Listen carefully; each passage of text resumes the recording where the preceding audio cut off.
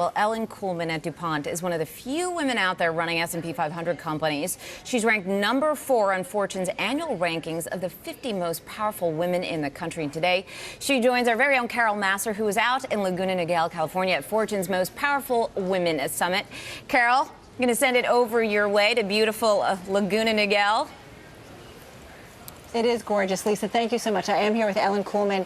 Ellen, we spend so much time talking about Europe and the situation. I'm curious how that's impacting DuPont, whether in the short or long term when it comes to making decisions or whatever. So, you have to dissect the problem, right? Short term, it's all about economic growth and where it is and where it isn't. And Europe has been a tale of two cities this year.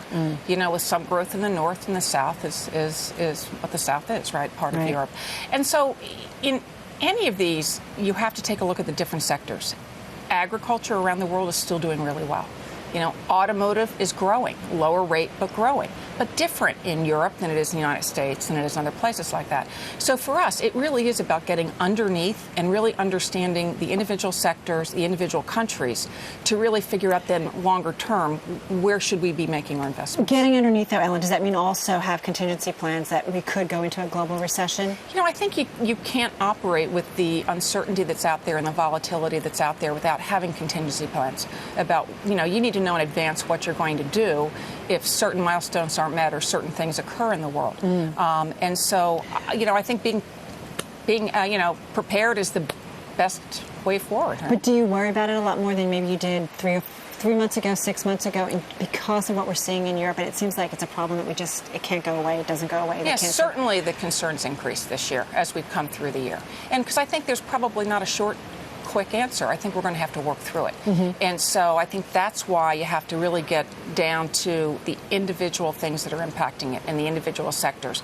The decisions we make in the automotive industry are going to be different than the agriculture industry.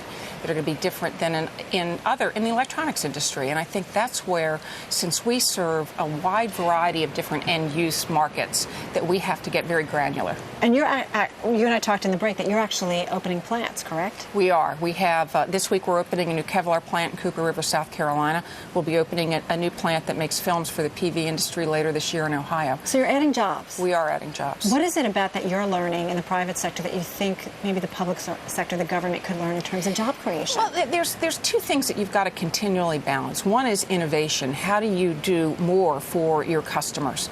And the other is productivity. And you've got to do both. Is there something the government, though, can do in terms of policy that you think could help out you guys, corporate America in general, and help create more jobs? So, I think, for instance, just a couple of weeks ago, the president signed the American Invents Act. I think patent reform is something we've been working on for 10 years. And to see it finally occur and really allow us to shorten the time frame it gets to get to patents in this country and more certainty around what happens once you have that patent, it not only is going to benefit DuPont, it's going to benefit small companies as well.